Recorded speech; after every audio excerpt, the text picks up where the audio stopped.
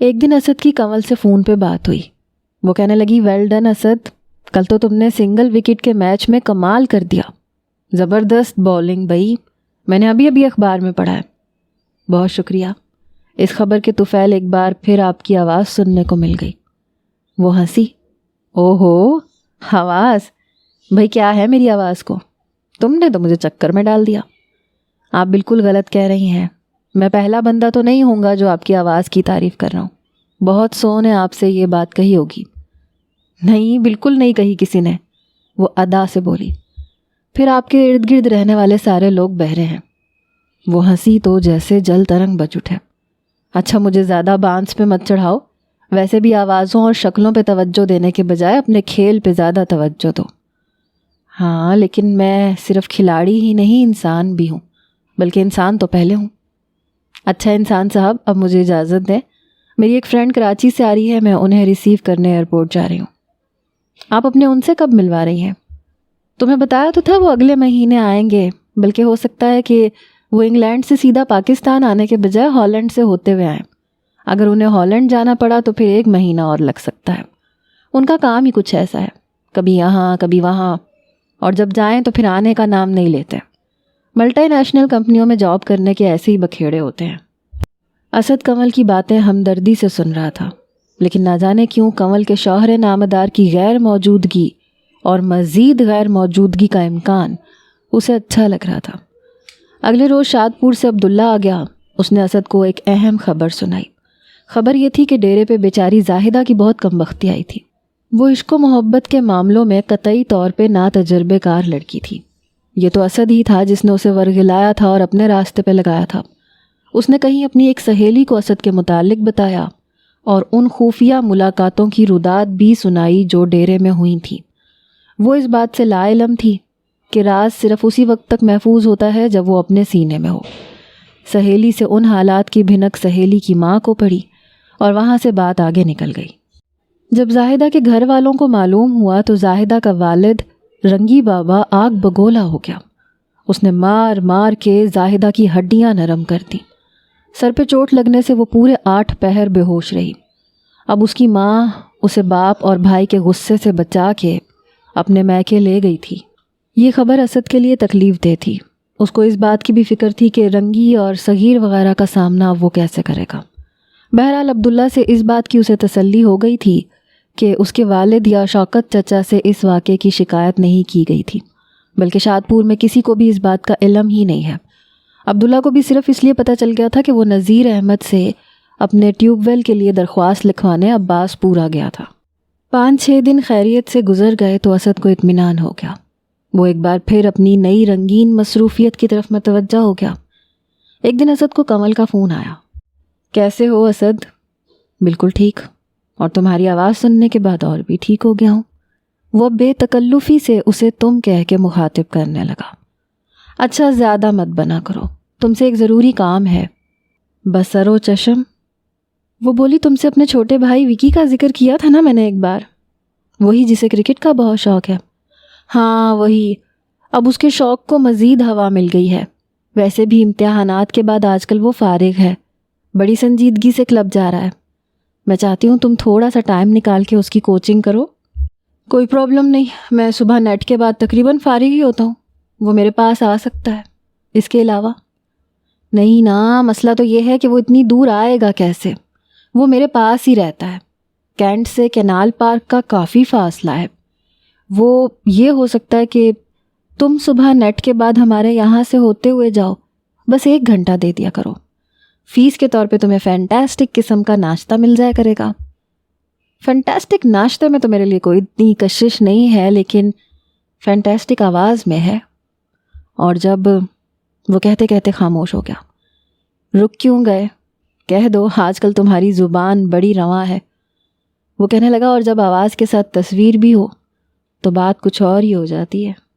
وہ ہنسی، پھر مصنوعی ناراضگی سے بولی تم کچھ زیادہ ہی باتونی نہیں ہوتے جا رہے ہو. یار لوگ تو مجھے گونگا کہتے ہیں، لیکن پتہ نہیں کبھی کبھی ایسا موسم ہوتا ہے کہ بولنے کو دل چاہتا ہے. چلو ٹھیک ہے، اپنے شوہر سکندر سے تمہیں اس وقت ملواؤں گی جب تمہارے بولنے کا موسم ہوگا. انہیں باتونی لوگ بڑے پسند ہیں. اس کی وجہ بھی میں جانتا ہوں، تمہاری خوبصورت آواز نے انہیں گفتگو پسند بنا دیا ہوگا، ورنہ عام شوہر تو گفتگو سے بڑے بیزار ہوتے ہیں۔ وہ ہنسی۔ تم انہیں بھی عام شوہر ہی سمجھو؟ کیا مطلب؟ اسد نے پوچھا۔ انہوں نے کبھی تمہاری آواز کو نہیں سراہا؟ توبہ کرو جی، ان کے تو سر میں درد ہونے لگتا ہے۔ انہیں تو میرا بس ایک ہی فکرہ پسند ہے۔ وہ کون سا؟ سکندر آ جائیں، کھانا لگ گیا ہے۔ دونوں کھلکھلا کے ہنس دیے۔ کنول کے گھر اسد کا آنا جانا ہو گیا۔ وکی ممی ڈیڈی ٹائپ کا 13-14 سال کا لڑکا تھا، انگریزی کثرت سے بولتا تھا۔ اس کا کھیل اتنا برا نہیں تھا، تھوڑی سی کوچنگ کی جاتی تو مزید اچھا ہو سکتا تھا۔ کنول شادی شدہ تھی، اس کا شوہر سکندر ایک جواں سال MBA تھا۔ دونوں کی شادی کو تقریباً 1.5 سال ہو گیا تھا، ابھی بچہ وغیرہ کوئی نہیں تھا۔ شاید اس کی ایک وجہ یہ بھی تھی کہ شوہر صاحب زیادہ تر گھر سے باہر ہی رہتے تھے۔ ابھی بھی پچھلے 2 ماہ سے وہ انگلینڈ میں تھے۔ ہر دوسرے تیسرے روز ان کا فون آتا تھا۔ 1-2 مرتبہ یہ فون اسد کی موجودگی میں بھی آیا۔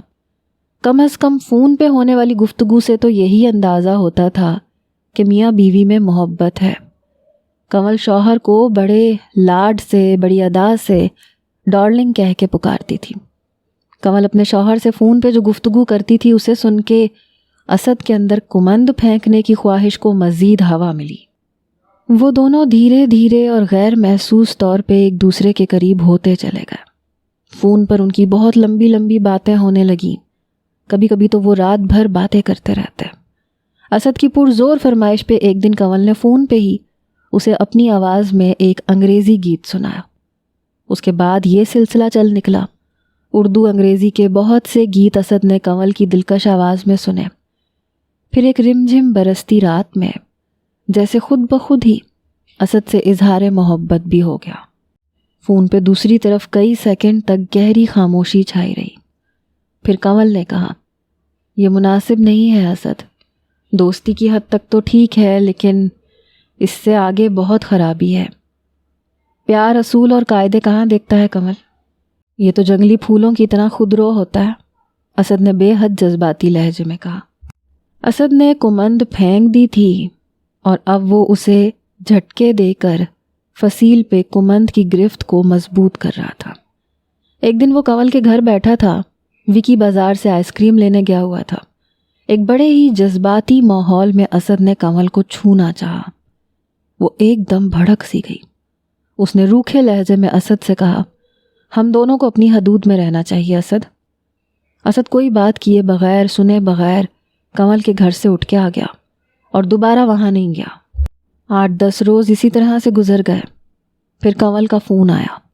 اس کا رویہ معذرت کا سا تھا۔ کہنے لگی، لگتا ہے کہ ہمیں ایک دوسرے کی عادت سی ہو گئی ہے، جب بات نہیں ہوتی تو بہت کچھ کھویا کھویا سا لگتا ہے۔ 2-4 دن کی بات ہے، پھر ٹھیک ہو جائے گا سب، بھول جاؤ گی سب کچھ۔ پھر کبھی یاد نہیں آئے گا کہ اسد نام کا کوئی پاگل تمہاری زندگی میں آیا تھا۔ کیسی باتیں کرتے ہو اسد، میں تم سے دور جانے کا سوچ بھی نہیں سکتی۔ وہ کیا کہتے ہیں، جس افسانے کو انجام تک لانا نہ ہو ممکن، اسے خوبصورت موڑ دے کے چھوڑنا اچھا۔ اس دن اسد نے اپنی دل گداز گفتگو سے کنول کو باقاعدہ رلا دیا۔ اس نے اسد کو گھر آنے اور وکی کی کوچنگ پھر سے شروع کرنے کے لیے کہا اور بار بار اصرار کیا، لیکن اسد کا رویہ اٹل رہا۔ اس نے فیصلہ کن لہجے میں کہا، یاد کرو کنول، میں کتنی بار تمہارے دولت خانے پہ گیا ہوں، کیا ایک مرتبہ بھی تم یا وکی کوئی میرے گھر آیا؟ اب میں اس وقت تک نہیں آؤں گا جب تک تم دونوں میں سے کوئی نہیں آئے گا۔ 2-4 منٹ مزید گفتگو کرنے کے بعد اسد نے سلسلہ منقطع کر دیا۔ اگلے ہی روز وکی اپنے ایک دوست کے ساتھ اسد کے فلیٹ پہ پہنچا اور ایک شاگرد کی حیثیت سے اسے منا کے اپنے ساتھ لے جانے کی کوشش کی، لیکن اسد نہیں گیا۔ صرف اتنا کہا کہ وہ 1-2 دن تک آ جائے گا۔ اس نے دل میں ٹھان رکھی تھی کہ جب تک کنول خود نہیں آئے گی وہ اس کے گھر نہیں جائے گا اور نہ کوچنگ وغیرہ کرے گا۔ 4-5 روز مزید اسی طرح گزر گئے۔ نہ اسد وہاں گیا، نہ وہاں سے کوئی فون وغیرہ آیا۔ یہ 6 روز کی بات ہے۔ اسد دوپہر کا کھانا کھا کے سونے کے لیے لیٹا تھا۔ یہ وقت فراغت اور فرصت کا ہوتا تھا، اکثر کوئی دوست بھی موجود نہیں ہوتا تھا۔ اسد 4 بجے تک آرام سے سوتا تھا، لیکن آج کل کنول کی وجہ سے سکون چین حرام ہو رہا تھا۔ وہ بستر پہ کروٹیں بدل رہا تھا کہ دروازے کی گھنٹی بجی۔ اس نے اٹھ کے دروازہ کھولا۔ سامنے کنول کھڑی تھی۔ اس کی صورت غمزدہ تھی، آنکھیں سرخ نظر آتی تھیں۔ اسد اور کنول میں رسمی کلمات کی ادائیگی ہوئی، پھر وہ اندر آ گئی۔ اسد ایک اور مشکل فصیل سر کرنے میں کامیاب رہا تھا۔ ایک اور دشوار گھاٹی اس نے طے کی تھی۔ اس روز کنول تقریباً 1 گھنٹہ اسد کے فلیٹ میں رہی۔ گلے شکوے ہوئے، آنکھوں میں آنسو چمکے، ہونٹ تھرائے۔ اسد نے کنول کو باہوں میں بھر لیا۔ تقریباً 1 گھنٹے بعد وہ اسد کے فلیٹ سے رخصت ہوئی تو اسد مسکرا رہا تھا۔ کنول کے ہونٹوں پہ بھی ہلکی سی مسکان تھی، لیکن یہ شفاف مسکان نہیں تھی، اس میں آلودگی تھی، شاید احساس جرم کی آلودگی۔ اسد نے کنول سے وعدہ کیا کہ وہ اگلے روز ہر صورت ان کے گھر آئے گا۔ ایک بار پھر اس نے کنول کے گھر آنا جانا شروع کر دیا۔ وکی کے ساتھ بھی اسد کی گاڑی چھننے لگی۔ اگر کسی دن اسد نہ پہنچتا تو وکی پریشان ہو جاتا۔ اسد کے معاملے میں آزاد خیال کنول کا پاؤں ایک بار پھسلا تو پھر پھسلتا ہی چلا گیا۔ وہ ہوش مند لڑکی تھی۔ اس کا خیال تھا کہ وہ اچھے برے کی تمیز رکھتی ہے، لیکن آج کل اس کے ہوش اڑے ہوئے تھے۔ نہ کرتے ہوئے بھی وہ اسد کے دکھائے ہوئے راستے پہ چلی ہی جا رہی تھی۔ یوں لگتا تھا کہ اسد کی تیز رفتاری اسے کچھ سوچنے سمجھنے کا موقع ہی نہیں دے رہی۔ اسد اپنی اس نئی فتح پہ مسرور تھا۔ اس کا جی چاہتا تھا کہ شمیم اس کے سامنے ہو اور وہ اسے دکھائے کہ چاہنے والے اسے کیسے چاہتے ہیں، کیسے اس کے لیے ہر دیوار پھاندتے ہیں اور ہر حد کو پار کر جاتے ہیں۔ 3-4 بار ایسا موقع آیا کہ اسد کنول کو اپنے تیز رو جذباتی رویے میں بہا کے لے گیا۔ وہ اس کے والہانہ انداز کے سامنے بے بس سی ہو گئی، لیکن کنول کے معاملے میں بھی اسد نے بہرحال اپنی بنائی ہوئی حدود کا پاس کیا تھا۔ اس کے پیار کا ایک پیمانہ تھا، اس کی قربت کی ایک حد تھی۔ وہ اس حد سے کبھی آگے نہیں گیا تھا اور نہ اب جانا چاہتا تھا۔ یہ بات اس کے دل و دماغ میں راسخ ہو چکی تھی کہ اگر وہ اپنی حدود سے آگے گیا تو اس کی زندگی کا حسین ترین خواب چکنا چور ہو جائے گا۔ شمیم کے نام کا ورق اس کی زندگی کی کتاب سے علیحدہ ہو جائے گا۔ کنول کے ساتھ میل جول کے دوران ایک اور واقعہ ہوا، اور وہ یہ کہ فریحہ کے ساتھ اس کی ملاقات ہو گئی۔ فریحہ وہ پہلی لڑکی تھی جس نے اسد کو جیت کے احساس سے آشنا کیا تھا۔ فریحہ کی بڑی خالہ زاد بہن کنول کی گہری سہیلی تھی۔ اب وہ امریکہ جا چکی تھیں، لیکن فریحہ اور کنول کبھی کبھار آپس میں ملتی رہتی تھیں۔ فریحہ سے اسد کی ملاقات کنول کے گھر میں ہی ہوئی۔ وہ لان میں وکی کے ساتھ کھیل رہا تھا کہ پورچ میں گاڑی رکی اور کنول آگے بڑھ کے فریحہ سے بغل گیر ہو گئی۔ پھر فریحہ کی نگاہ اسد پہ پڑی اور وہ حیران رہ گئی۔ فریحہ اور اسد میں رسمی کلمات کا تبادلہ ہوا۔ فریحہ نے کنول کو بتایا کہ اسد صاحب کچھ عرصے پہلے تک ان کے پڑوسی رہے ہیں۔ تینوں نے اکٹھے چائے پی، گپ شپ کرتے رہے۔ فریحہ سے ملاقات کو اسد نے اتنی زیادہ اہمیت نہیں دی۔ یوں لگتا تھا کہ فریحہ نے بھی کچھ زیادہ اہمیت نہیں دی تھی۔ اگلے 10-15 روز میں کنول ہی کے ہاں ان کی 2 اتفاقیہ ملاقاتیں اور ہوئیں، لیکن یوں محسوس ہوتا تھا کہ شاید دونوں ہی ایک دوسرے میں کوئی کشش محسوس نہیں کر رہے۔ اسد تو ویسے ہی ان دنوں کنول کے لب و رخسار میں گم تھا۔ اس نے سوچا کہ عین ممکن ہے کہ فریحہ بھی کوئی اس قسم کی مصروفیت رکھتی ہو۔ ایک دن اشفاق نے اسے بتایا بھی تھا کہ سجاد اپنی شکست کا دکھ بھولا نہیں ہے، اور جب بھی اسے موقع ملا وہ فریحہ پہ ڈورے ڈالنے کی کوشش ضرور کرے گا۔ ایک دن وہ اپنے فلیٹ میں بیٹھا ویڈیو پہ ایک کرکٹ میچ دیکھ رہا تھا کہ دروازے کی گھنٹی بجی۔ باہر جا کے اس نے دیکھا تو ایک دم اس کا دل اچھل کے حلق میں آ گیا۔ باہر رنگی بابا کھڑا تھا، اس کے سر پہ پگڑی تھی، اس نے چادر کی بکل مار رکھی تھی اور وہ بے حد سنجیدہ نظر آ رہا تھا۔ سلام دعا کے بعد وہ رنگی بابا کو اندر لے آیا۔ اندر ہی اندر وہ بہت خوف زدہ تھا، مگر اگلے 2-4 منٹ میں اس کا بیشتر خوف دور ہو گیا۔ رنگی نے اسد سے کسی طرح کی باز پرس کرنے کے بجائے اپنی آنکھوں میں آنسو بھر لیے اور بڑی لجاجت سے بولا، چھوٹے مالک میں اچھی طرح جانتا ہوں ساری بے وقوفی اسی مرن جوگی کی ہے، اسی نے نادانی کی ہے، ورنہ آپ کو کیا میں جانتا نہیں ہوں، 3 پشتوں سے جانتا ہوں۔ مجھے آپ سے کسی طرح کا کوئی شکوہ نہیں ہے، نہ ہی آپ اپنے دل میں کوئی بات رکھنا۔ وہ ہچکیوں سے روتا چلا جا رہا تھا۔ اسد نے اپنی پیشانی سے پسینہ پونچھ کے بمشکل رنگی کو چپ کروایا۔ وہ دل ہی دل میں حیران ہو رہا تھا۔ رنگی نے بڑی لجاجت سے اسے بتایا، بس 2-4 ہفتوں میں اس کم ذات کا بیاہ کر دوں گا، اتنی دور پھینکوں گا کہ اس کی پرچھائی بھی ڈیرے پہ نہیں پڑے گی۔ وہ رات اسد کے پاس ہی گزار کے اگلے روز رنگی واپس چلا گیا۔ اس کے جانے کے بعد اسد کے سر سے ایک بہت بڑا بوجھ اتر گیا۔ انہی دنوں ایک ٹورنامنٹ کے سلسلے میں اسد کو بینک کی ٹیم کے ساتھ راولپنڈی جانا پڑ گیا۔ A1 کلب کی ٹیم بھی اس ٹورنامنٹ میں کھیل رہی تھی۔ مجموعی طور پہ اس ٹورنامنٹ میں اسد کی کارکردگی لاجواب رہی، خاص طور سے اس کی بولنگ متعلقہ لوگوں میں موضوع بحث بنی رہی۔ ٹورنامنٹ کے دوران 1-2 مرتبہ قدیر صاحب سے بھی اسد کا سامنا ہوا۔ ان کی بات چیت سلام دعا سے آگے نہیں بڑھ سکی۔ اسد کو دیکھتے ہی قدیر صاحب کی کشادہ پیشانی پہ دکھ کی لکیریں نمودار ہو جاتی تھیں۔ قدیر صاحب کا کلب کوئی خاص کارکردگی نہیں دکھا سکا، ویسے بھی ان کی ٹیم کے 2 کھلاڑی انفٹ ہو گئے تھے۔ A1 کلب 6ٹھی پوزیشن حاصل کر سکا تھا۔ راولپنڈی سے واپسی تقریباً 1 ماہ بعد ہوئی۔ اس دوران میں چند بار اس کا کنول سے فون پر رابطہ ہوا، لیکن جب فائنل میچ شروع ہو گئے تو پھر وہ اسے فون نہیں کر سکا۔ لاہور روانگی سے پہلے وہ اسے فون کرنا چاہتا تھا، لیکن پھر اس نے سوچا کہ اچانک پہنچ کے اسے سرپرائز دے گا۔ وہ رات گئے لاہور پہنچا، دن چڑھے تک سویا رہا، پھر نہا دھو کے تیار ہو کے کنول کے گھر پہنچ گیا۔ وہ اس کے لیے ایک چھوٹا سا لیکن نہایت خوبصورت نیکلس بھی لایا تھا۔ نیکلس اس کی پتلون کی جیب میں تھا۔ اس نے بیل دی تو چوکیدار احسان خان نے دروازہ کھولا۔ بی بی جی گھر پہ ہیں؟ اسد نے پوچھا۔ جی ہاں۔ اور وکی؟ وہ مارکیٹ تک گئے ہیں، ابھی آ جاتے ہیں۔ اسد اندر چلا گیا۔ کامن روم میں پہنچ کے اس نے کنول کو آواز دینی چاہی، لیکن پھر اپنا ارادہ ملتوی کر دیا۔ کچن کی طرف سے کھٹ پٹ کی آواز آ رہی تھی۔ کنول وہیں موجود تھی۔ اسد خاموشی سے ٹانگے پسار کے صوفے پہ دراز ہو گیا۔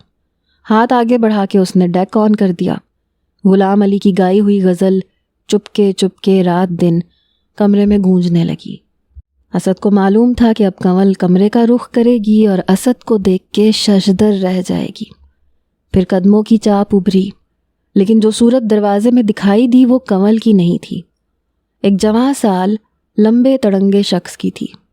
اس کی گھنی مونچھوں کے نیچے اس کے ہونٹ سنولائے ہوئے سے نظر آ رہے تھے۔ وہ گہری نظروں سے اسد کو دیکھنے لگا۔ اسد ایک دم اٹھ کے کھڑا ہو گیا۔ اس نے البم میں کنول کے شوہر سکندر کی تصویریں دیکھی تھیں۔ وہ ہکلا کے بولا، آپ سکندر صاحب ہیں؟ جی ہاں۔ لگتا ہے مجھے یہاں دیکھ کے آپ کو بہت حیرت ہوئی ہے۔ جی ہاں، نہیں، دراصل میرا خیال تھا۔ وہ گڑبڑا کے چپ ہو گیا۔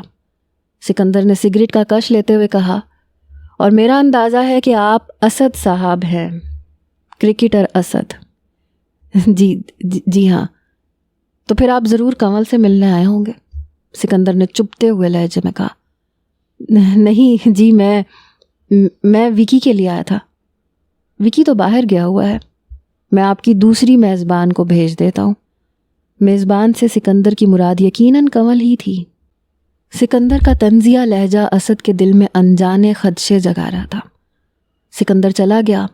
چند منٹ بعد کنول نظر آئی۔ وہ ہفتوں کی بیمار دکھائی دے رہی تھی۔ بال منتشر، رنگت اڑی ہوئی، اس کی آنکھیں سرخ اور متورم تھیں۔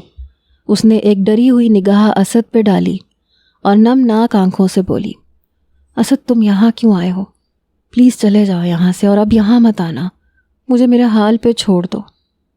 ہوا کیا ہے؟ میں تمہارے کسی سوال کا جواب نہیں دینا چاہتی، بس اب میرے حال پہ رحم کرو، نکل جاؤ یہاں سے۔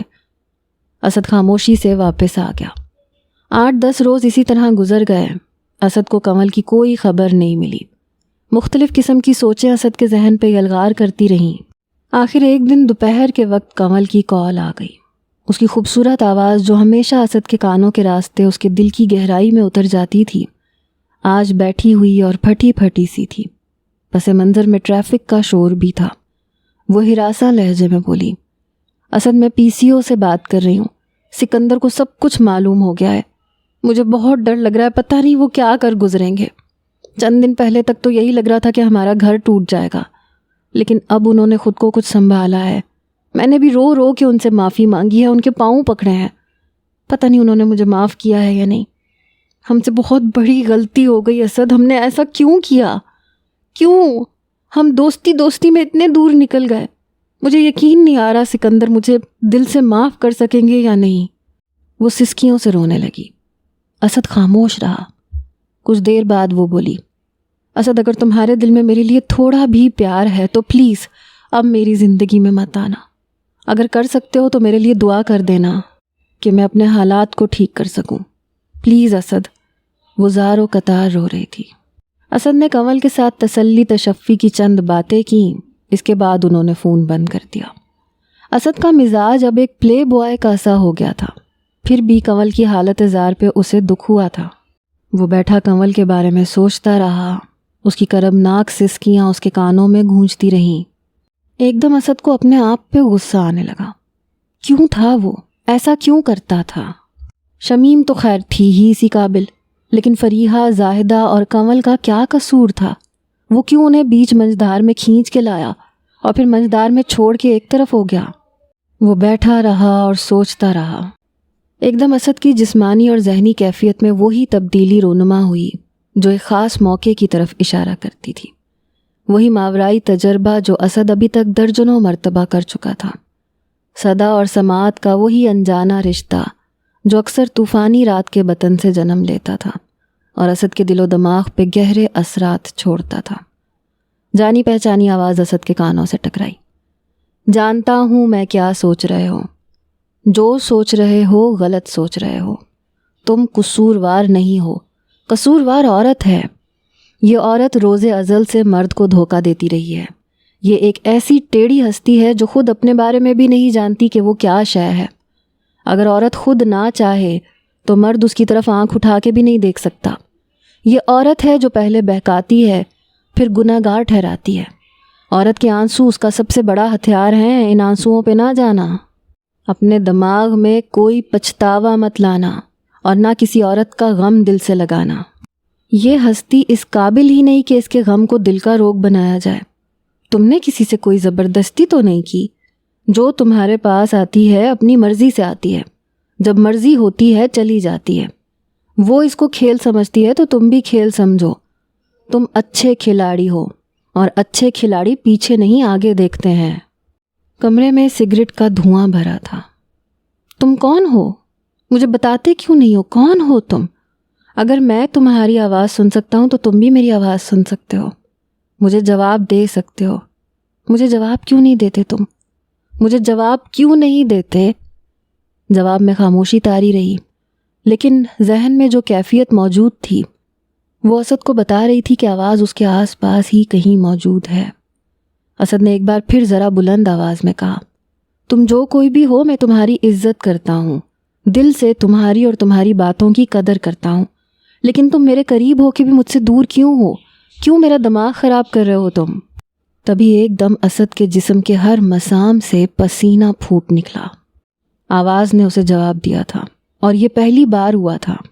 باروب لہجہ اس کی سماعت میں گونجا، سوال نہ کرو تو اچھا ہے، سوال تمہیں مشکلات میں مبتلا کر دیں گے، سننا تمہارے لیے اچھا ہے۔ اسد نے اندرونی لرزے پہ قابو پاتے ہوئے کہا، مجھے بتاؤ تم کون ہو؟ کیا تمہارا تعلق میرے ماضی سے ہے؟ کہیں تم اچانک اسد خاموش ہو گیا۔ ایکا ایکی وہ کیفیت ختم ہو گئی جو اسد کو احساس دلاتی تھی کہ غیر مرئی آواز اس کے قریب موجود ہے۔ وہ چلا گیا تھا، وہ جو کوئی بھی تھا وہ چلا گیا تھا۔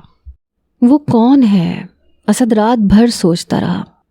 اس کا کمرہ سگریٹ کے دھوئیں سے بھرتا رہا، اس کا سر چکرا رہا تھا اور تصور میں ڈیرے کے در و دیوار گھوم رہے تھے۔ وہی در و دیوار تھے جہاں اس نے زندگی میں پہلی بار یہ پراسرار آواز سنی تھی۔ پچھلے دنوں ڈیرے میں جو واقعات پیش آئے تھے ان کی فلم بھی اسد کے ذہن میں چل رہی تھی۔ رنگی کی طویل روداد، نذیر احمد کے متجسس سوالات، اسٹور روم کے ایک پوشیدہ خانے سے مورتیوں کی برآمدگی، حویلی کی پیشانی پہ لکھا سنسکرت کا قدیم شعر۔ اسد ایک ایک بات کی کڑیاں ملانے لگا۔ وہ سوچتا رہا اور کڑیاں جوڑتا رہا۔ اس کے دل کے اندر کہیں بہت گہرائی سے ایک صدا ابھرتی رہی اور یہ صدا جیسے اسد سے ایک سوال کرتی رہی، اسد تم جو آواز سنا کرتے ہو کہیں وہ بھیا جی کی آواز تو نہیں؟ تمہارے وہی جد امجد جن کی درد بھری کہانی ڈیرے کے قدیم در و دیوار میں بکھری ہوئی ہے۔ دن گزرتے جا رہے تھے۔ جونی بھائی کے پاس آ کے اسد کے رہن سہن میں نمایاں تبدیلیاں واقع ہو گئی تھیں۔ اس کے پاس نئے ماڈل کی موٹر سائیکل تھی، وہ اچھا لباس پہنتا تھا، اچھے رہائشی علاقے میں رہتا تھا، اس کے ملنے جلنے والے سب امیر خاندانوں کے لڑکے تھے۔ اگر یہ کہا جائے تو غلط نہیں ہوگا کہ قدیر صاحب کو چھوڑ کے اسد لوور کلاس سے اپر کلاس میں آ گیا تھا۔ اب اس کا حلیہ اور اس کا اسٹائل دیکھ کے کوئی اسے پینڈو کہنے کی حماقت نہیں کر سکتا تھا۔ شادپور اہل خانہ میں سے کوئی نہ کوئی اکثر اس کے پاس آتا جاتا رہتا تھا۔ ہاں، وہ خود شادپور بہت کم جاتا تھا، اور شادپور نہ جانے کی کئی وجوہات تھیں، لیکن سب سے اہم وجہ شمیم ہی تھی۔ نہ جانے کیوں اس پتھر کو دیکھ کے اسد خود بھی پتھر ہونے لگتا تھا۔ اسے اپنا دم گھٹتا ہوا محسوس ہوتا تھا۔ اس کا سراپا ایک ضد کے زہر سے زہریلا ہو جاتا تھا۔ اسے لگتا تھا کہ وہ شمیم کے ساتھ کچھ کر بیٹھے گا۔ لاہور میں اسد کی مصروفیات بڑی دلچسپ تھیں۔ کھیل، اچھا کھانا، اچھی تفریح، اچھے چہرے، اور کبھی کبھی ہمراز دوستوں کے ساتھ مل کر گرل فرینڈ کے پر لطف کش۔ اس کی اس عادت کا پتہ چند دوستوں کو ہی تھا۔ لڑکیوں کے حوالے سے اسد کی نفسیات عجیب تھی۔ کمل کے بعد وہ اس میدان میں مسلسل وکٹیں اڑاتا رہا تھا۔ مزید 4-5 لڑکیاں اس کی تنہائیوں کو چمکا چکی تھیں۔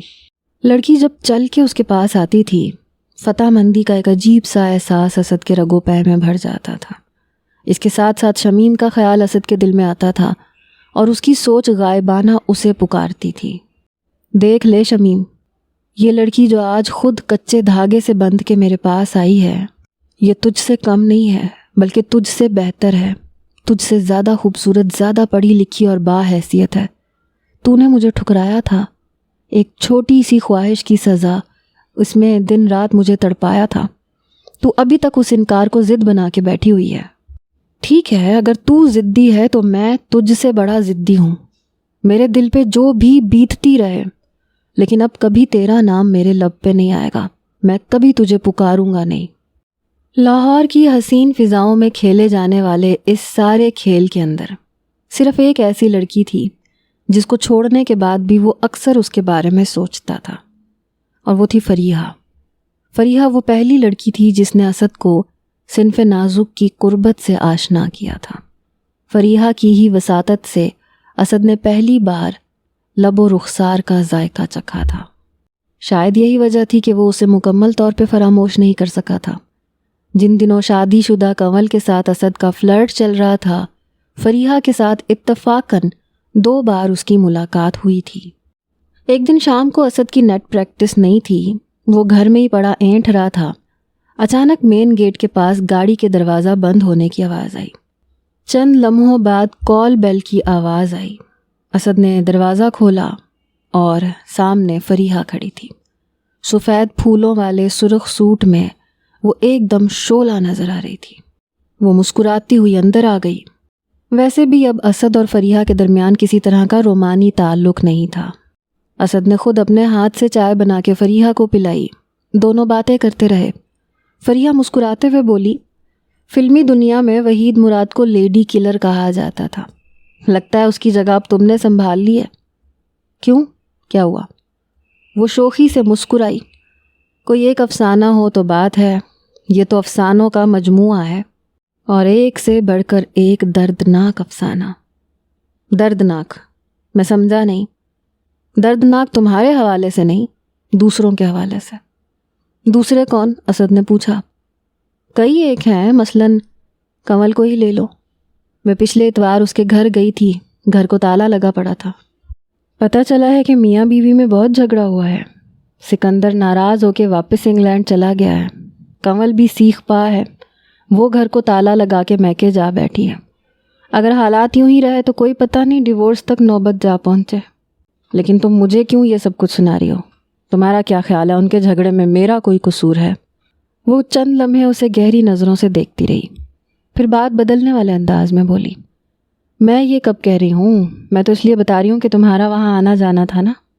اسد نے کہا، میرا ذاتی اندازہ ہے کہ کنول اپنے شوہر کے کردار سے مطمئن نہیں تھی۔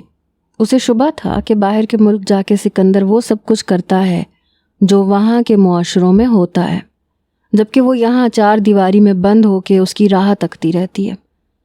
فریحہ کہنے لگی اس قسم کی باتیں وہ پہلے تو نہیں کیا کرتی تھی، یہی کوئی 5-6 ماہ سے اس کی سوچ میں تھوڑی سی تبدیلی آئی تھی۔ اسد نے اسے گھورا۔ تم کیا کہنا چاہتی ہو؟ میں اسے ورگلاتا رہا ہوں؟ توبہ توبہ، میں یہ بات کیسے کہہ سکتی ہوں؟ فریحہ نے جلدی سے کانوں کو ہاتھ لگایا۔ میں تو یوں ہی عام سی بات کر رہی تھی، میرا اشارہ تمہاری طرف نہیں تھا۔ دونوں چائے کی چسکیاں لینے لگے۔ فریحہ کی آنکھوں میں ابھی بھی شوخی کروٹیں لے رہی تھی۔ تھوڑی دیر بعد وہ بولی، کم از کم میڈیکل کالج والی لڑکی کے افیئر سے تو تم انکار نہیں کر سکتے، اس کے بارے میں تو تم نے خود بھی تھوڑی بہت بریفنگ دی تھی مجھے۔ اسد نے کہا پھر تمہیں یہ بھی معلوم ہونا چاہیے کہ وہ معاملہ تقریباً یک طرفہ تھا، وہ لڑکی پیچھے پڑ گئی تھی، اسی وجہ سے میں نے تقریباً 1 مہینہ اپنا فون بند رکھا تھا۔ ہاں لیکن وہ تو بعد کی بات ہے، پہلے تو تم اس کا فون سنتے بھی تھے اور اسے کرتے بھی تھے۔ تمہیں کہا ہے نا وہ ہاتھ دھو کے پیچھے پڑی ہوئی تھی، اب سنا ہے کالج والے ہاتھ دھو کے اس کے پیچھے پڑے ہوئے ہیں، اور اس بات کا بھی خطرہ ہے کہ کہیں بیچاری کالج سے فارغ نہ ہو جائے۔ کچھ نہیں ہوگا، کالج سے فارغ کرنا کوئی آسان کام نہیں ہے، سب کہنے سننے کی باتیں ہیں، اسد نے بیزاری سے کہا۔ فریحہ نے بے باکی سے اسد کی آنکھوں میں دیکھا۔ ایک طرف تم یہ کہتے ہو کہ یہ یک طرفہ معاملہ تھا، دوسری طرف تم ہاسٹل میں جا کے بھی اس سے ملتے رہے ہو۔ یہ سب بکواس ہے فریحہ، میں کبھی اس کے ہاسٹل ملنے کے لیے نہیں گیا، اسد نے جھلا کے کہا۔ گویا یہ یک طرفہ ٹریفک تھی۔ بالکل، ہاں شاید ایسا ہی ہو، فریحہ نے گہری سانس لیتے ہوئے کہا۔ 2 طرفہ معاملہ تو تمہاری زندگی میں بس ایک ہی لگتا ہے۔ کون سا معاملہ؟ وہی پہلی محبت، فریحہ ادا سے بولی۔ پہلا پیار جو عورت کبھی بھولتی ہے نہ مرد بھولتا ہے۔ تم شاید پھر وہی پرانا قصہ چھیڑنے لگ گئی، اسد نے آنکھیں الٹ کے کہا۔ تو تم شمیم کے قصے کو پرانا قصہ کہتے ہو؟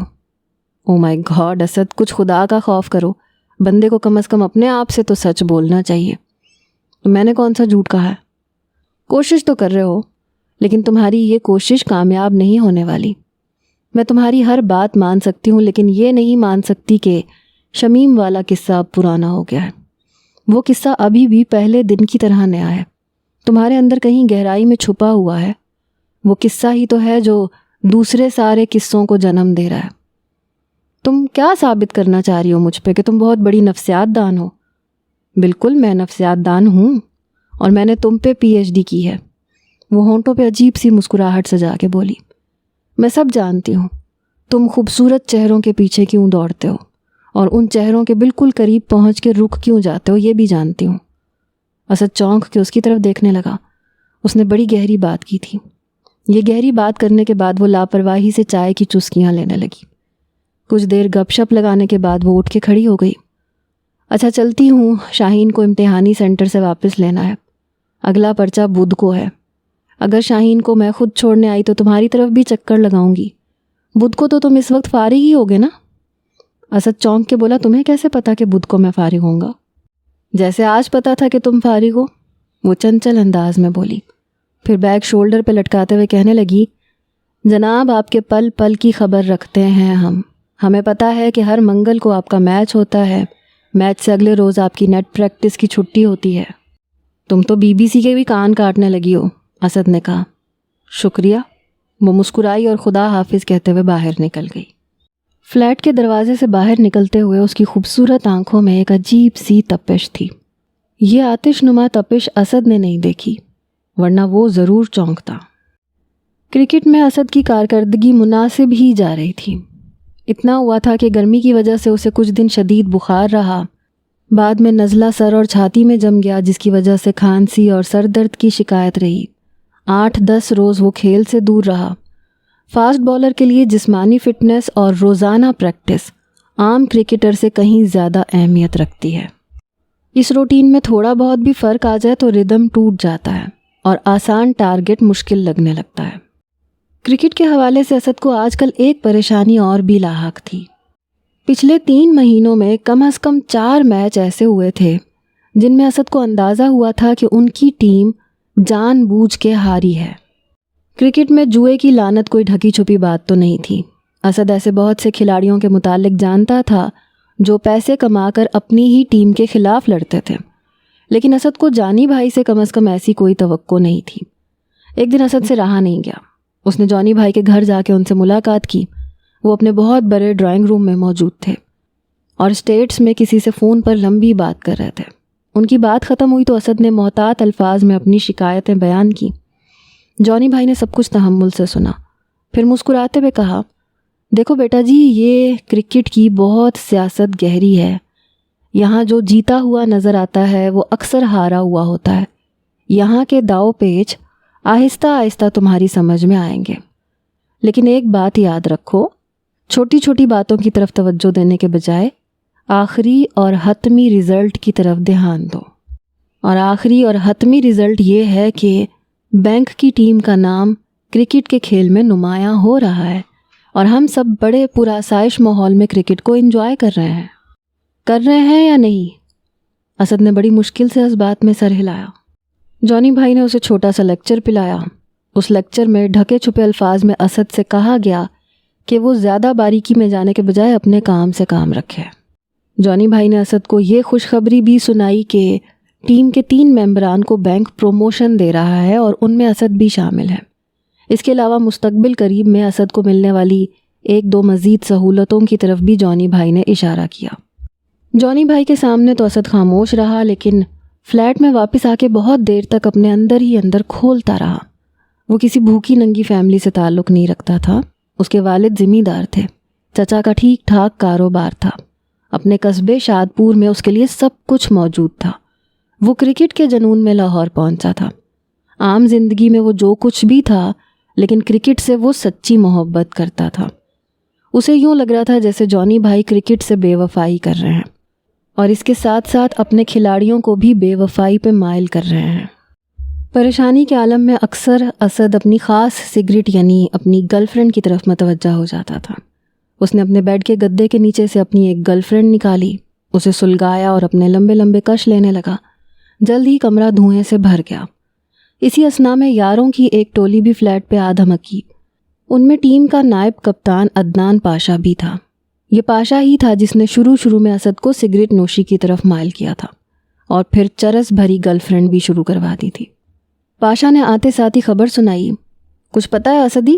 وہ تمہارا پرانا یار، وہ بھی چاچائے کرکٹ کی ٹیم کو چھوڑ کے اپنی ٹیم میں آ رہا ہے۔ کون؟ اسد نے چونک کے پوچھا۔ وہی سجاد، تیرا پرانا مہربان۔ تمہیں کیسے پتا؟ آج ہی فون پہ A1 کے کپتان سے بات ہوئی تھی۔ وہ کہہ رہا تھا کہ A1 کی حالت اب گڑبڑ ہے، سمجھو کہ ICU میں ہے اور آکسیجن لگی ہوئی ہے۔ بچ بھی گیا تو پہلے کی طرح ہٹا کٹا نہیں ہو سکے گا۔ دوسرے لڑکے نے کہا، ہاں بھائی، ڈوبتے ہوئے جہاز سے چوہے تو بھاگتے ہی ہیں۔ اسد کو یہ بات بری لگی تھی، لیکن اپنی عادت کے مطابق اس نے خود پہ ضبط کیا اور خاموش رہا۔ وہ اپریل کے آخری دن تھے، ہوا میں تمازت آ گئی تھی، خاص طور سے دوپہر کے وقت گرمی محسوس ہوتی تھی۔ وہ بھی ایک گھٹن زدہ اور گرم دوپہر تھی۔ اسد کھانا بازار سے کھاتا تھا، لیکن کبھی کبھار موڈ ہوتا تھا تو خود بھی پکا لیتا تھا۔ اس روز اس نے خود ہی اپنے لیے چکن سینڈوچ تیار کیے۔ گرمی کی وجہ سے اس نے صرف بنیان اور نکر پہن رکھی تھی۔ سپہر 2-2:30 بجے کے وقت اچانک بادل گھر کے آئے اور دن میں بھی رات کا سا سما ہو گیا۔ پہلے تیز ہوا چلی، پھر موسلا دھار بارش شروع ہو گئی۔ بارش کافی تیز تھی۔ اچانک بیرونی دروازے پہ کسی نے دستک دی۔ اسد بھاگتا ہوا باہر آیا۔ دروازے پہ فریحہ کو دیکھ کے وہ ششدر رہ گیا۔ وہ بارش میں بری طرح سے بھیگی ہوئی تھی۔ اس کے بال رخساروں اور گردن سے چپکے ہوئے تھے۔ لان کا ہلکا پھلکا پھولدار سوٹ بھیگ کے پیاز کا چھلکا نظر آنے لگا تھا۔ وہ تیزی سے اندر آتے ہوئے بولی، گاڑی اگلے سٹاپ پہ بند ہو گئی ہے، لاک کر کے آ گئی ہوں۔ کہاں جا رہی تھی؟ اسد نے پوچھا۔ مارکیٹ، کالج کی ایک دوست کی سالگرہ ہے، کوئی گفٹ لینے جا رہی تھی کہ بارش نے سرپرائز دے دیا۔ برآمدے میں رک کے فریحہ نے خود کو تھوڑا بہت نچوڑا اور اندر آ گئی۔ بارش کے ساتھ تیز ہوا بھی چل رہی تھی۔ فریحہ سردی محسوس کرنے لگی۔ اسد نے اسے اپنا عوامی سوٹ دیا، کہا کہ اگر وہ چاہے تو اپنے کپڑے سکھانے کے لیے یہ سوٹ پہن سکتی ہے۔ فریحہ چند لمحے تذبذب میں رہی، پھر اندر جا کے کپڑے تبدیل کر کے آئی۔ اپنے کپڑے نچوڑ کے اس نے اوون کے سامنے پھیلا دیے۔ اسد نے اس کے لیے چائے بنائی 2 चिकन सैंडविच फ्रिज में मौजूद थे, वो भी गर्म करके साथ ही रख दिए। बादल एकदम घिर के आ गए थे। दिन में रात का समा हो गया था। लाइट तो तेज़ हवा के पहले झोंके के साथ ही रुखसत हो गई थी। कमरों में गहरी तारीकी महसूस हो रही थी। कहते हैं कि तारीकी और गुनाह का चोली दामन का साथ है। फरीहा की आंखों में आज असद को एक अजीब ही रंग नज़र आ रहा था। कुछ देर पहले तक वो खुनकी महसूस कर रही थी, मगर अब उसके रुखसार हिद्दत से तप रहे थे और शायद सारा बदन ही इस कैफियत में था। वो उठ के किचन में अपने कपड़े देखने गई। वापस आई तो सामने से नहीं, अकब से आई। असद चायदानी में से कप में मज़ीद चाय उंडेल रहा था। एकदम उसे अपनी पुश्त पे नरम गरम लम्स का एहसास हुआ। फरीहा ने अकब से उसके गले में बाहें डाल दी। बाहें क्या डालनी, उस पर लद सी गई। इससे पहले कि असद कुछ कहता, 2 तपते हुए होंठ उसके बालों से टकराए और फिर रुखसार से चिपक गए। फरीहा की पेशकदमी इतनी अचानक और तेज़ थी कि असद को संभलने का मौका ही नहीं मिला। एक जवां हसीन जिस्म उसकी बाहों में था। वो सर ता पाश शोला थी। शोले की खुशबू नहीं होती, लेकिन उस शोले की खुशबू होश उड़ा रही थी। असद बिखरने लगा। जज्बात के तुंद रेले में फरीहा के साथ बहने लगा। बाहर बादल गरज रहे थे और अंदर जिस्मों में बरक दौड़ रही थी। फरीहा न जाने आज क्या तहैया करके आई थी। उसकी आंखों में एक हैजानी सी चमक थी। आज वो असद की मुज़ाहिमत की हर दीवार गिरा देना चाहती थी। आज वो गालिबन उसके जज्बा मुज़ाहिमत को शिकस्त देने आई थी। शायद इस तूफ़ानी मौसम में गाड़ी का ख़राब हो जाना भी एक बहाना ही था। वो किसी मुनासिब मौके की तलाश में थी और आज के मौसम ने उसे ये मौका फराहम कर दिया था। फरीहा की कुर्बत के उन होश रुबा लम्हात में भी उसका जहन तेज़ी से सोचने में मसरूफ़ था। औरत को पहेली कहा जाता है। फरीहा आज एक पहेली बन के ही सामने आई थी। कुछ नहीं कहा जा सकता था कि उसकी ये कुर्बत हकीकत में मोहब्बत है या नफ़रत। मुमकिन था कि उसके अंदर रकाबत के जज्बात इतने कवी हों कि उनका इजहार इस अचानक कुर्बत की सूरत में हुआ। अपने रकीबाना जज्बात की तस्कीन के लिए और शमीम पे बरतरी हासिल करने के लिए वो अपना आप असद के हवाले करने पे आमादा हो गई। असद की कैफियत उस शख्स की सी थी जो शोरीदा सर पानी में हाथ पांव चलाता है ताकि डूबने से बच सके। ये एक जान गुसल अमल था। ये एक जिगर पाश कोशिश थी। ये कोशिश करते हुए असद को जैसे आग और बर्फ़ के 7 समंदरों पे से गुजरना पड़ा, मगर वो इस कोशिश में कामयाब हो गया। उसने फरीहा को एक झटके से खुद से अलहदा किया और उठ के खड़ा हुआ। फरीहा दम बखुद से उसकी तरफ देख रही थी। असद ने दरवाज़ा खोल दिया, खिड़कियां भी खोल दी। ताज़ा सर्द हवा अंदर आई तो जैसे उसके उड़े हुए होश ठिकाने आने लगे। बारिश कम हो गई है, मैं छतरी देख के आता हूँ, असद ने कहा। फरीहा कुछ कहना चाहती थी लेकिन होंठ थर्रा के रह गया। कुछ भी था, आखिर वो लड़की थी। असद दीवार गिर अलमारी में से छतरी ढूंढने लगा। अब तारीकी भी कदरे कम हो गई थी। एक ठंडी सांस लेके फरीहा बिस्तर से उठी। उसने अपना बेतरतीब लिबास दुरुस्त किया, मुंतशिर बाल जूड़े की सूरत में बांधे और अपने गीले कपड़ों का जायज़ा लेने के लिए एक बार फिर किचन में चली गई। उसकी आंखों में शिकस्त फाश की किरचियाँ टूटी हुई थीं और उन किरचियों के अकब में एक नीली आग सी रोशन थी। कुछ देर बाद असद और फरीहा एक बड़ी छतरी के नीचे मेन रोड की तरफ जा रहे थे, उसी जगह जहां फरीहा की गाड़ी ख़राब हुई थी या उसने खुद की थी।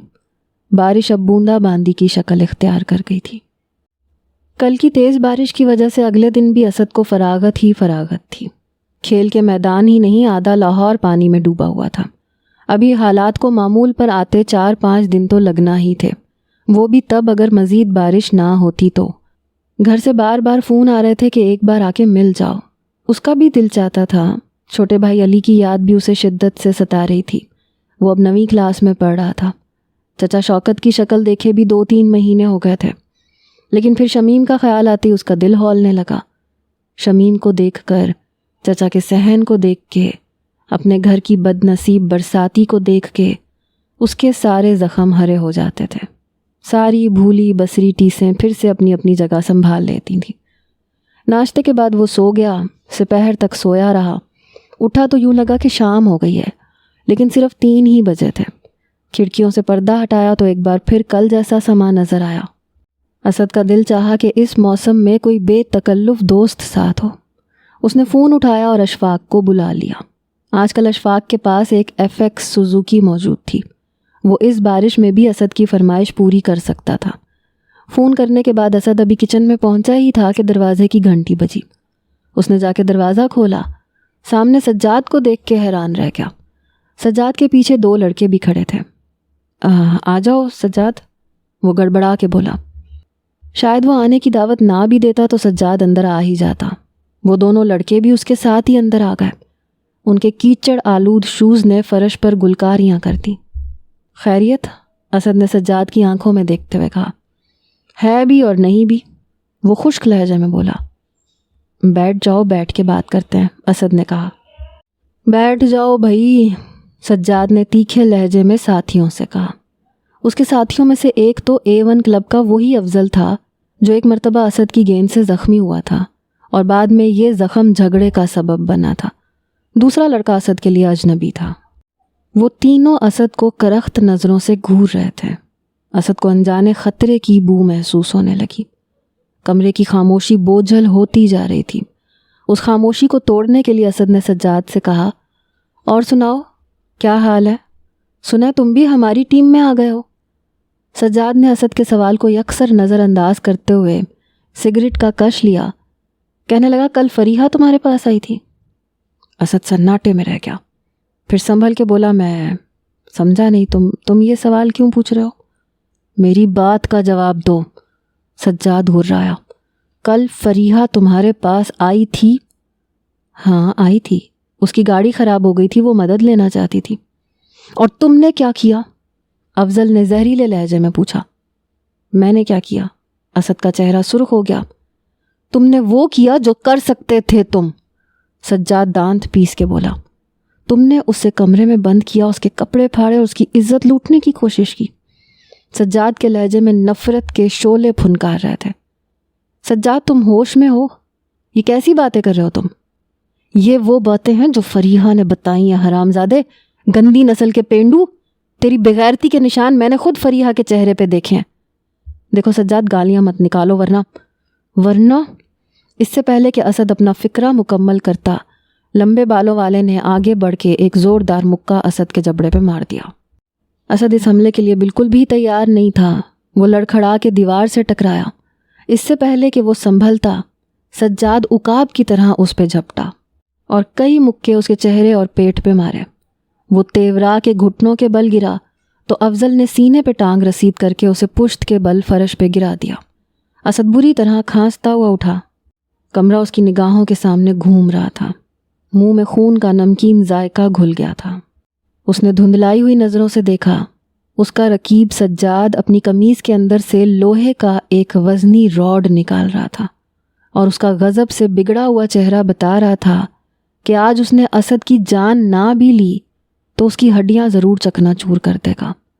پھر سجاد کی غضب سے پھٹی ہوئی آواز اس کے کانوں سے ٹکرائی، حرامزادے، آج کے بعد تیرا ناپاک سایہ کبھی کرکٹ کے گراؤنڈ میں نظر نہیں آئے گا۔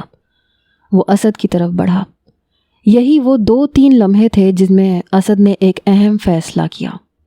یہ فیصلہ پوری قوت سے اپنے دفاع کرنے کا فیصلہ تھا۔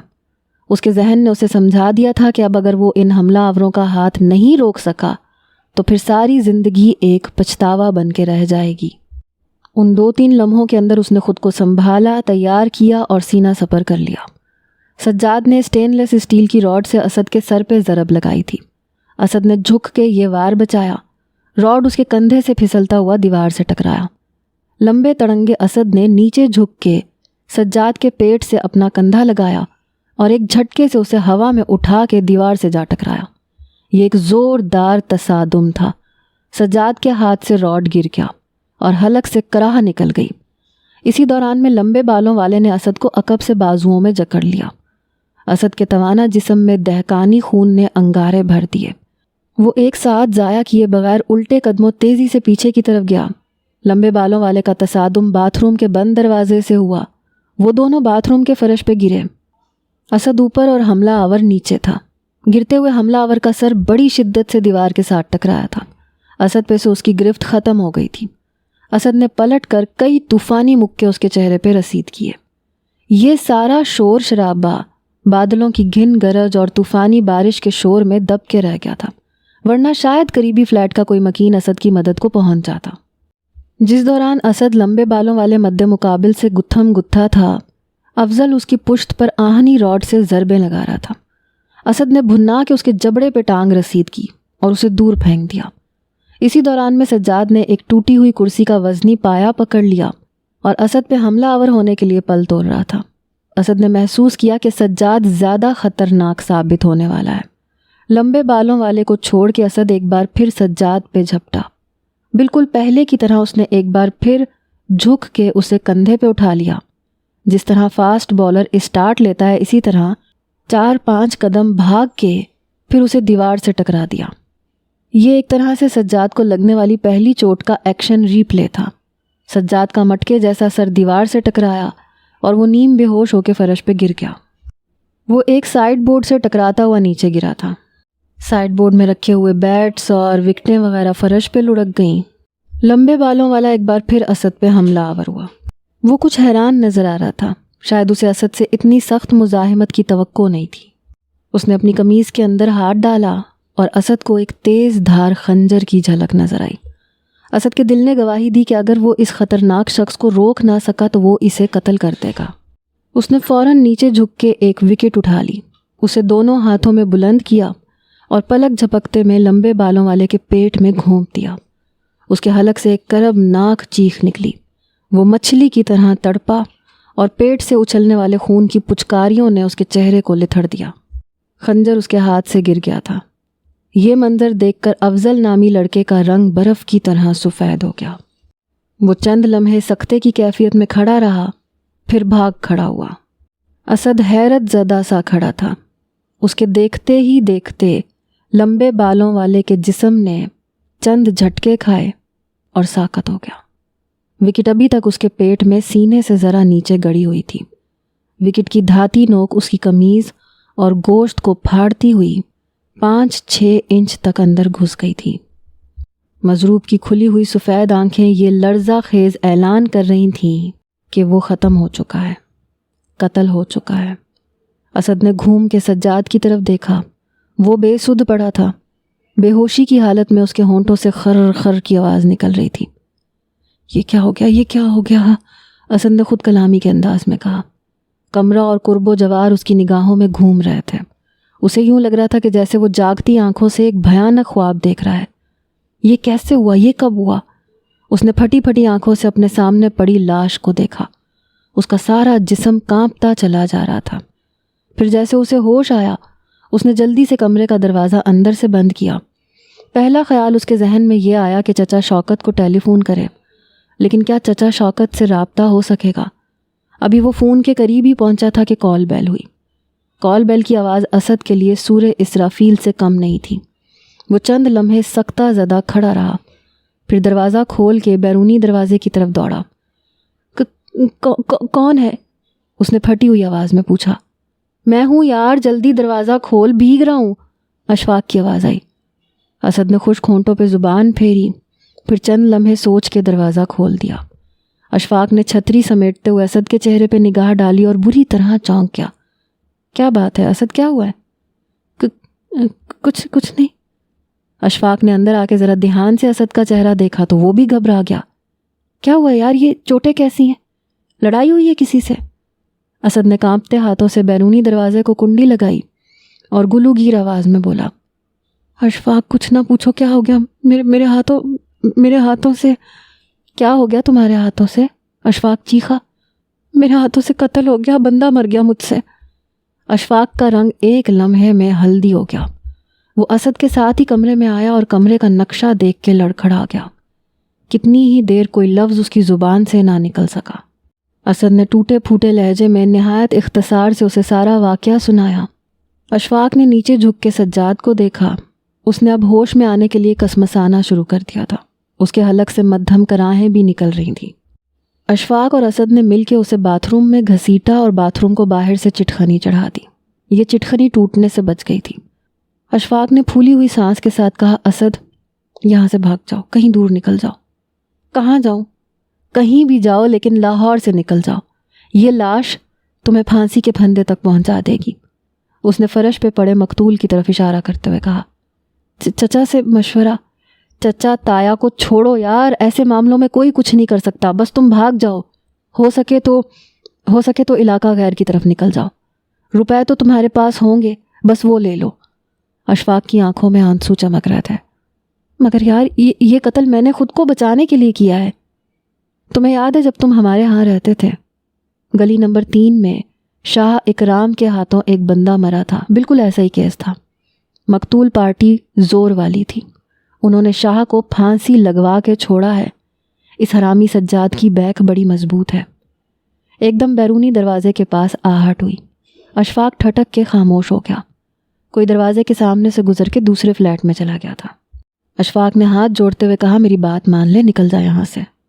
افضل سب کچھ دیکھ کے گیا ہے، اب پولیس کو یہاں پہنچتے ہوئے زیادہ دیر نہیں لگنی۔ اسد نے جلدی ایک اٹیچی کیس میں سے کچھ رقم نکال کے بٹوے میں رکھی، کانپتے ہاتھوں سے اپنے اسپورٹ شوز پہنے، در و دیوار پہ ایک الوداعی نظر ڈالی، پھر دونوں دوست ایک دوسرے سے بغل گیر ہوئے۔ اشفاق نے اس کے رخسار کو چومتے ہوئے کہا، قسمت ملائے گی تو پھر ملیں گے، بس ہمت نہ ہارنا اور اچھے وقت کا انتظار کرنا۔ یار تجھ پہ تو کوئی مصیبت نہیں آئے گی؟ اسد نے پوچھا۔ نہیں آئے گی یار، اور اگر آئے گی تو جھیل لیں گے۔ تھوڑی دیر بعد اسد اور اشفاق فلیٹ سے باہر تھے۔ دونوں نے آخری بار ایک دوسرے کو دیکھا، پھر 2 مختلف راستوں پہ ہو لیے۔ اشفاق کا رخ اپنے گھر کی طرف تھا، اسد کا رخ کسی نامعلوم منزل کی طرف تھا۔ عین اسی وقت فلیٹ کے باتھ روم میں زخمی سجاد نے باتھ روم کا دروازہ زور زور سے پیٹنا شروع کر دیا۔